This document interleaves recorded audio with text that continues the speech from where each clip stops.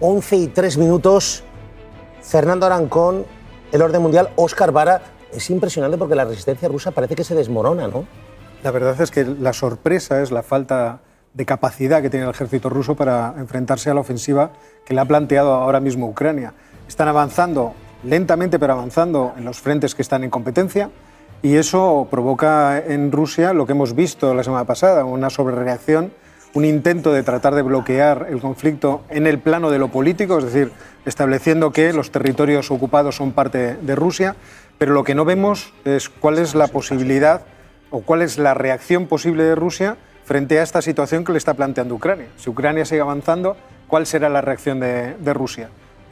Sobreescalar el conflicto, teniendo en cuenta que eso también produciría una reacción por parte de Occidente, atacar infraestructuras críticas europeas.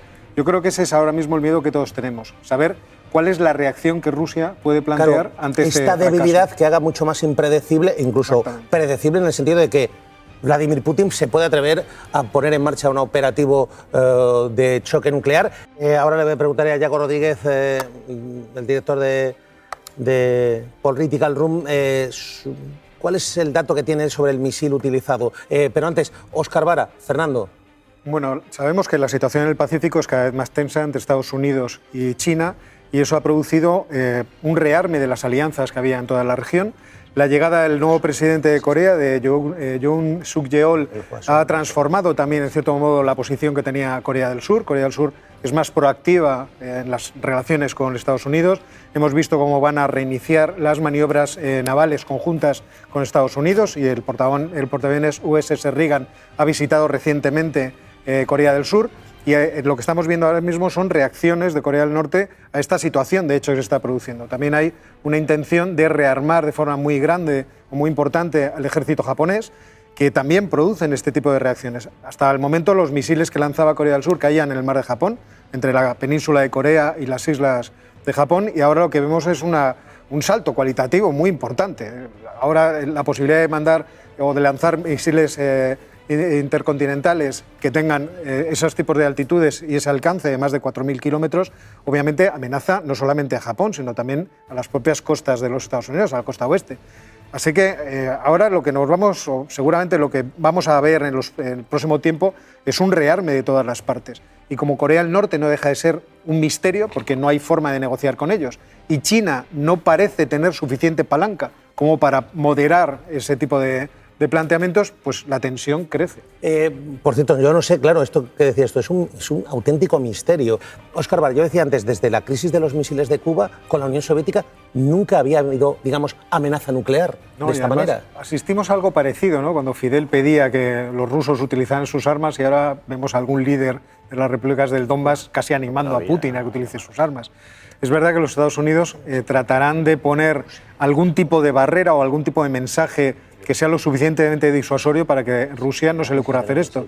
Hemos visto las declaraciones del que fue general de las operaciones en Afganistán y exdirector de la CIA, el general Petraeus, afirmando que los Estados Unidos podrían utilizar una represalia con armamento convencional contra o bien la base que hubiera realizado el ataque nuclear, si es que se realizara contra Ucrania, o bien contra las tropas rusas que están desplegadas en Ucrania.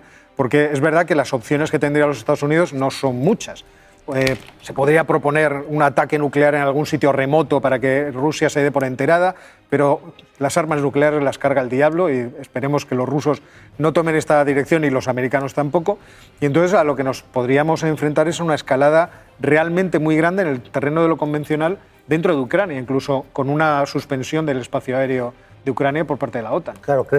And it's only a possibility, a hypothetical, would be that this would be where the U.S. and presumably other countries, whether it would be NATO or collective, could take action within Ukraine to take out with conventional forces many of the Russian capabilities that still exist in Ukraine and perhaps even on the Black Sea. Y la tendencia es que la economía, vamos a decirlo, que viene en curvas. Pero sí hay un dato, y es que posiblemente, porque eso sí está habiendo, lo que va a haber es más cierre de pequeñas empresas. Óscar, Rafa Zembrero. Vamos a ver, yo creo que éramos moderadamente optimistas respecto de cómo podía evolucionar la economía en este último trimestre, Y estos datos yo creo que van un poco en ese sentido. Es verdad que España necesita, en mi opinión, muchas reformas. Yo me abono un poco a lo que ha dicho Estefanía, estoy muy de acuerdo con ella, en el sentido de que el gobierno también tiene que darse cuenta de que la generación de riqueza es un elemento fundamental. Sin eso va a ser imposible que esas personas que están en una situación de pobreza cronificada vayan a obtener empleo y vayan a poder ascender dentro del ascenso social.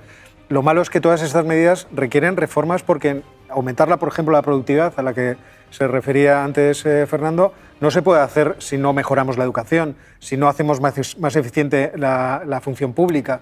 Todas esas cuestiones son algo que nos tenemos que empezar a empeñar a hacerlo de forma cada vez más agresiva. Fomentar la natalidad es una cuestión importantísima. Esto que se ha hecho en los presupuestos de aumentar la ayuda a las madres por hijo, creo que son cosas fundamentales. Todo este tipo de políticas creo que deberían de estar más en el debate público. ¿Qué ha dicho Peskov sobre la retórica nuclear de la que estamos hablando tanto? Sobre todo porque ellos amenazan con las armas nucleares. Bueno, pues dice que no quiere formar parte el gobierno ruso de la retórica nuclear de Occidente. Antonio. Óscar Barbock, la ministra de Exteriores alemana. Alemania es uno de los países más preocupados porque saben que está muy cerca de Ucrania y son vecinos de Polonia. Dice que todo es un chantaje, la amenaza nuclear. Yo creo que es un chantaje. Putin ha planteado una situación nueva frente a su derrota militar, o por lo menos frente al fracaso de sus ofensivas dentro de Ucrania. Y esa situación nueva es un intento de bloqueo político de la situación en Ucrania. Yo pongo sobre la mesa que legalmente esos territorios ahora son de mi país y amenazo con que cualquiera que los toque puede sufrir las consecuencias de la utilización por parte de Rusia de todas las armas que están a su disposición. Y eso lo que tiene como objetivo es lograr que se sienten en una mesa de negociación no solamente los ucranianos, sino también los occidentales para llegar a un tipo de acuerdo.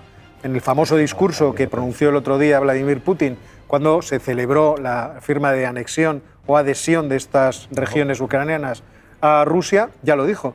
Nosotros queremos una negociación directamente con Ucrania. Lo que pasa es que Ucrania no tiene motivos para hacer una negociación si en el campo de batalla las cosas le están yendo meridianamente bien.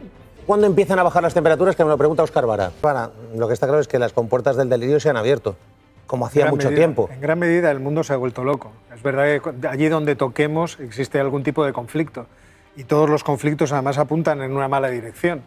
Tenemos el problema entre Irak e Irán, por ejemplo. Ahora el chiismo en Irak está tomado por los iraníes. Tenemos el problema del acuerdo nuclear que los Estados Unidos podrían tomar con Irán, pero que parece que no se vaya a llevar adelante. Y como hemos visto en esta dupla que tienen en Israel de presidente y primer ministro, como las declaraciones de los dos, siempre han ido en el sentido de decir que están dispuestos a hacer todo lo necesario para que Irán no tenga el arma nuclear. En fin, tenemos todo este tipo de episodios que realmente son enormemente preocupantes. El crecimiento del yihadismo en toda la región del Sahel, en el África subsahariana, los golpes de Estado en el África occidental, el último en Burkina Faso, en fin. Realmente el planteamiento es realmente tremendo.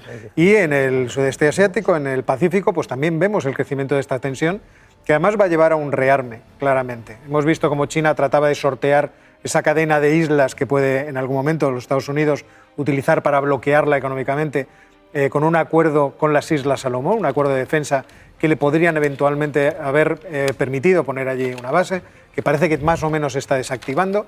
Y el episodio de Corea del Norte tal vez lleve a que los japoneses tengan que dar un paso adelante y decidir por fin que sus fuerzas de autodefensa, que según la Constitución japonesa no pueden utilizarse para una acción ofensiva, pues se rearmen con todo aquello que les falta. No sabemos incluso si tomarían el camino nuclear. Y por lo tanto sí, yo creo que podemos decir que estamos en tiempos extraños, en tiempos peligrosos. Es una ventana al futuro, pero es un futuro peor. Sí, es un futuro oscuro. Esa es la verdad. Estamos en un momento de transición no a mejor. 13:42. Fijaros, Óscar, hay intelectuales, ya no solo es un actor, ya no solo es alguien que sale en la televisión, son intelectuales de peso que están abogando por la utilización del armamento nuclear. Es que entendamos cuál es la situación que ahora mismo tiene Putin, que se está quedando sin opciones. El fracaso de Putin en esta guerra puede llevar a una involución dentro del país.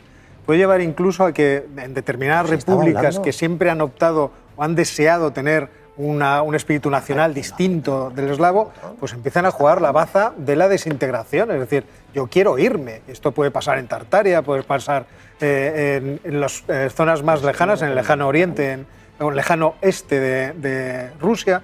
Realmente la situación es tan peligrosa que es comprensible que ante la falta de opciones, en algún momento Rusia tenga que poner algún tipo de límite para que se siente todo el mundo en la mesa y le dé opciones de escapar. Por eso yo creo que hizo el discurso que hizo, por eso creo yo que es una hipótesis no descabellada suponer que el Nord Stream fue afectado, fue saboteado por intereses rusos, por estas razones, porque realmente ahora mismo está en una Académicos de situación, política exterior. no voy a decir desesperada, pero se está aproximando a la desesperación a una gran velocidad. Y el tratar de bloquear en términos políticos el conflicto era lo menos que podía hacer en ese momento Vladimir Putin. Atención, Diana Mata, sigue saliendo el gas. Decían que no, sigue saliendo. Decían que no, efectivamente. Noruega dijo que ya había dejado de salir ese gas por las 4 fugas del Nord Stream 1 y 2. Pues bien, ahora Suecia ha detectado, ha informado su Guardia Costera que una de las fugas del Nord Stream 2 sigue expulsando gas. En concreto sería la que era la más pequeña, que ahora ha aumentado y sigue saliendo gas, por cierto, con un diámetro de unos 30 metros. Óscar Vara. Ayer Gazprom nos sorprendió con una información diciendo que es posible volver a rehabilitar el Nord Stream 2 y que si se logra hacer las reparaciones adecuadas podrían volver a proveer Qué buena gas información a Alemania. tiene. Sí, yo lo que no sé es exactamente en términos técnicos cómo se hace eso. Pero bueno, sorpresas nos da la vida. Vilamor, ¿el gas a cuánto lo tenemos? Pues a estas horas el gas está bajando, 164 euros el megavatio hora.